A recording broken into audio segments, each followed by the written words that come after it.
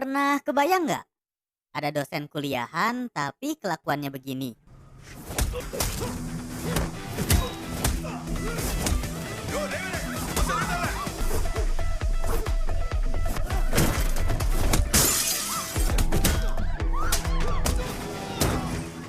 Atau dia bisa ngelakuin ini. Aksi-aksi ini master lakuin pada gangster yang ngasih pengaruh buruk ke murid-muridnya.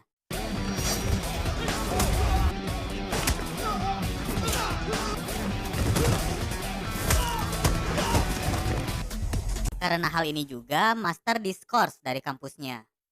Namun rasa cinta murid-muridnya pada master membuat hukuman diskors itu dicabut. Master ini ngajarin mata kuliah psikologi. Cara ngajarnya juga bisa dibilang unik dan visioner. Tetapi tidak semua dosen menyukai dirinya.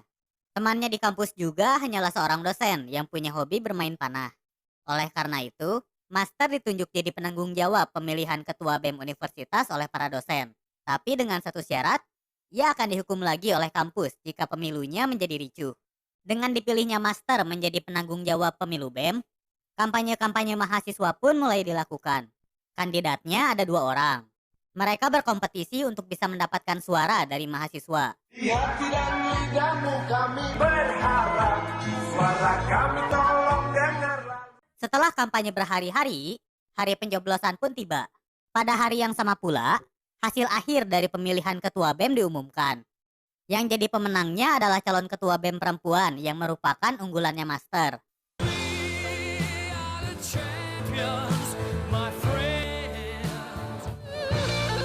Tidak terima dengan hasil pemilu, calon yang satu lagi menyewa preman untuk berpura-pura menjadi mahasiswa dan mendemo Master. Master yang mengetahui ada penyusup di antara mahasiswa lalu mengeluarkan perintah yang sering ia perintahkan ketika mengajar. Para mahasiswa pun segera memisahkan diri. Perintah yang selama ini Master berikan di kelas ternyata adalah hipnotis. Identitas preman-preman tadi pun segera ketahuan. Dan karena sekarang mereka bukan mahasiswa, Master bisa puas menghajar mereka.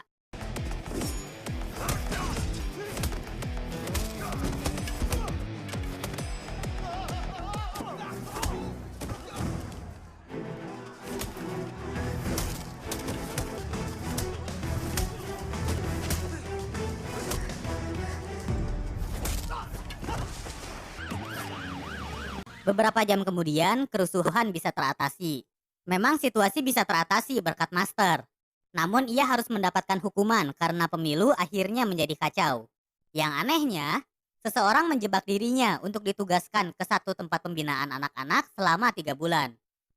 Beberapa hari kemudian, Master pun datang ke tempat pembinaan tersebut.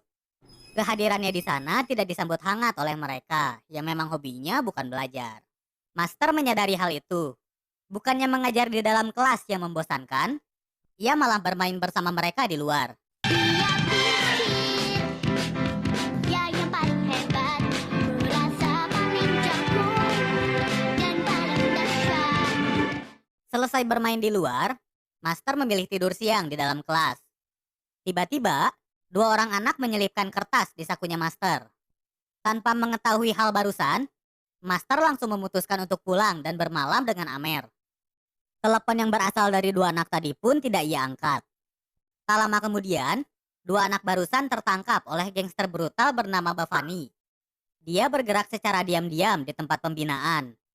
Salah satu alasan mengapa anak-anak di sana sulit berkembang dan sulit diatur adalah karena makanan mereka dicampur dengan narkoboy dari Bavani. Anak-anak di sana juga sering dijadikan tumbal oleh Bavani atas kejahatan-kejahatan yang ia perbuat. Karena tidak ingin bernasib sama seperti yang lainnya, dua anak ini berusaha meminta pertolongan pada Master. Sayangnya mereka berakhir tragis di tangan Bavani. Lalu pada pagi harinya, saat Master memasuki ruangan kelas, ia hanya bisa terdiam melihat mereka yang sudah tewas. Sebagai wali kelas anak-anak, Master pun ditahan di kantor polisi. Di sana, Master didatangi oleh salah satu koleganya di kampus yang bernama Charu. Ternyata dialah yang membuat Master ditugaskan ke tempat pembinaan. Charu berharap Master bisa membantu anak-anak di sana, bukannya menyebabkan hal tragis seperti ini. Ibu dari anak-anak yang menjadi korban ini bahkan sampai histeris.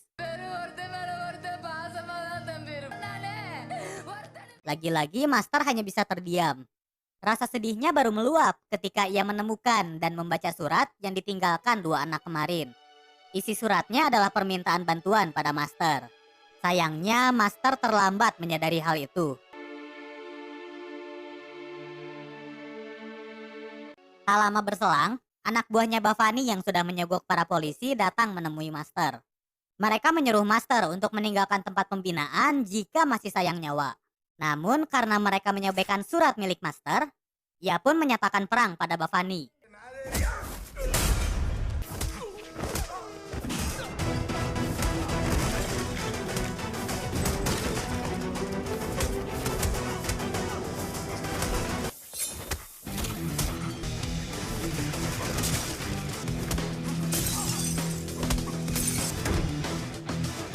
Di tempat lain, Bavani sedang mengunjungi gangster lain untuk memperluas wilayahnya. Mereka berdiskusi untuk mengadakan kerjasama. Tapi karena ego masing-masing terlalu besar, Bavani dan lawan bicaranya malah bertarung. Mereka tidak tahu kalau Bavani memiliki tinju sakti.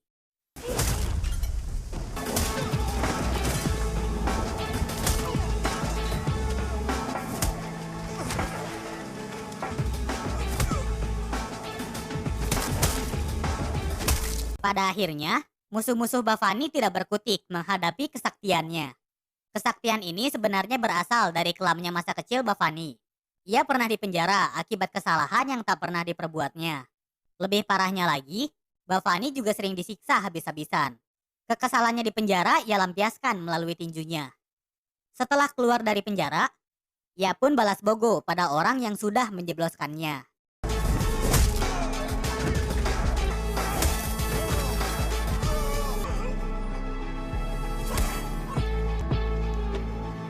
Kembali ke masa sekarang, setelah dua orang muridnya menjadi korban kebrutalan Bavani, Master bertekad untuk mengubah dirinya. Selain berpenampilan lebih rapi, Master juga berniat untuk membuat tempat pembinaan ini jauh lebih baik. Supaya dirinya didengar oleh murid-murid, Master memberikan hukuman pada penjaga tempat pembinaan yang telah membiarkan Bavani merajalela di sana.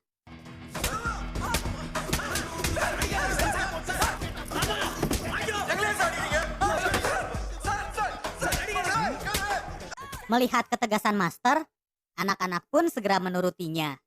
Barang-barang yang tidak diperbolehkan dikonsumsi pada orang di bawah umur pun ia hancurkan. Di antara anak-anak di sana, ada satu anak bernama Undial yang merupakan preman paling ditakuti. Namun di mata Master, dirinya bukanlah ancaman. Yang menjadi sumber masalah adalah anak buahnya Bavani yang bernama Das. Ia sengaja membuat kerusuhan agar usahanya Master sia-sia.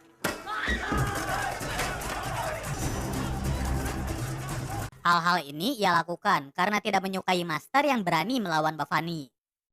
Di dalam lubuk hati yang terdalam, Master tentu ingin memukul Das.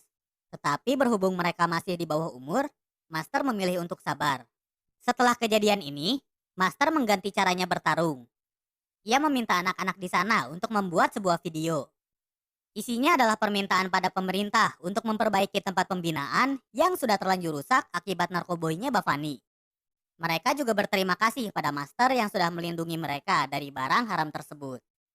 Video ini diberikan kepada rektor universitas tempat Master dan Charu bekerja.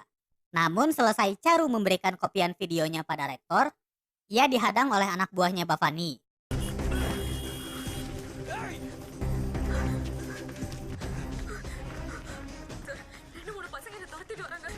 Charu menelpon Master untuk meminta bantuan, tetapi tak lama berselang, dirinya yang sedang bersembunyi pun segera ketahuan.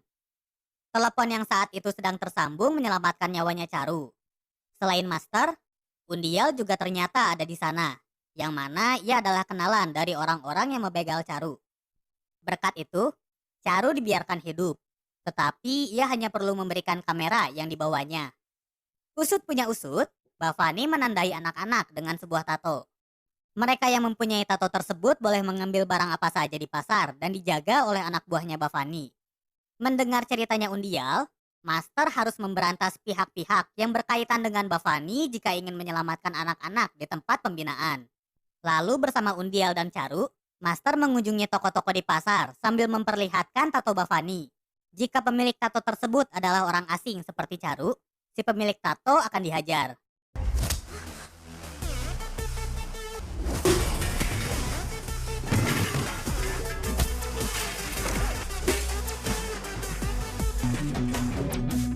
Cara inilah yang dilakukan Master untuk mencari toko-tokonya Bavani.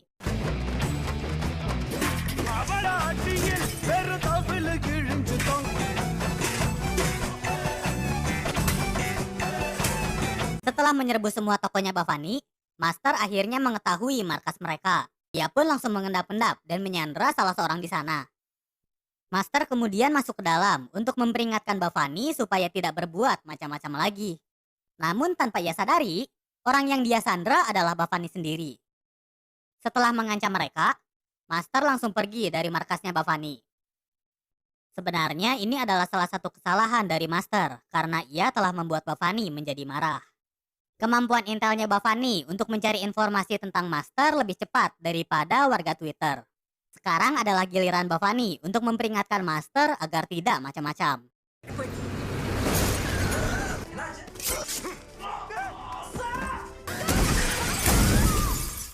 Bavani membunuh murid-muridnya Master di kampus. Untuk menuntaskan perselisihan ini, Master berniat bertarung dengan Bavani secara langsung. Namun itu adalah jebakan. Di saat perhatian Master teralihkan, Bavani menyuruh Das untuk memindahkan anak-anak dengan truk, yang nantinya mereka akan dijual. Ditemani dengan temannya yang jago berpanah, Master pun menyusul truk yang mengangkut anak-anak.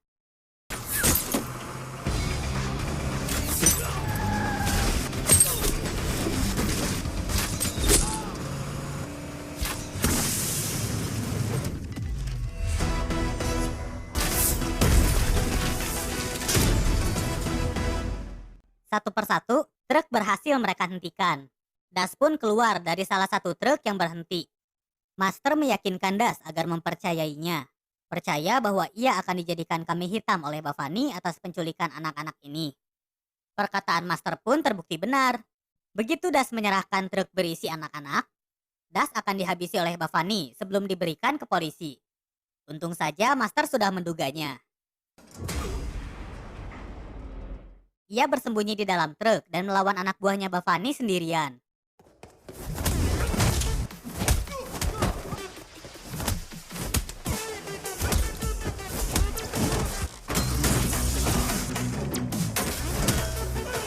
Setelah anak buahnya dikalahkan, Bavani pun menyambut Master. Belum juga selesai memberikan ucapan selamat, Master malah langsung menghajar dirinya. Rasa kesalnya pada orang yang telah merenggut masa depan anak-anak tidak bisa ia tahan.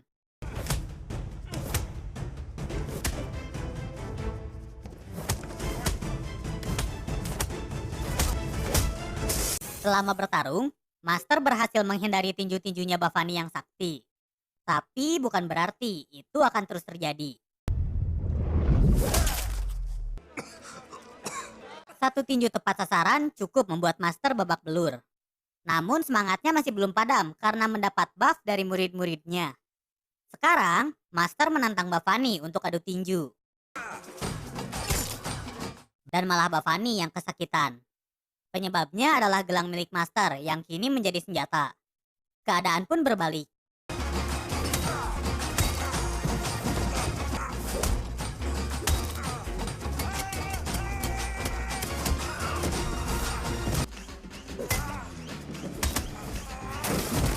Setelah tak berkutik lagi, Bavani mencoba berdamai dengan Master. Sayangnya yang Master pikirkan bukanlah damai,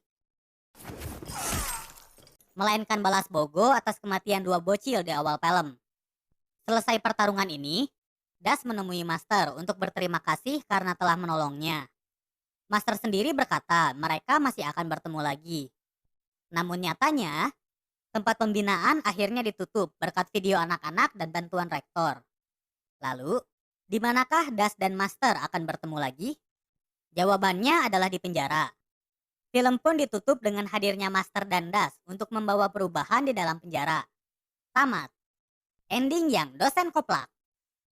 Jadi sosok pengajar kayak Master tuh susah ya. Niatnya ngebantu berantas korupnya tempat pembinaan milik pemerintah. Malah di penjara. Beda sama negara kita yang rela dikritik tanpa perlu takut di penjara. Terima kasih sudah menonton. Semoga kalian selalu santuy.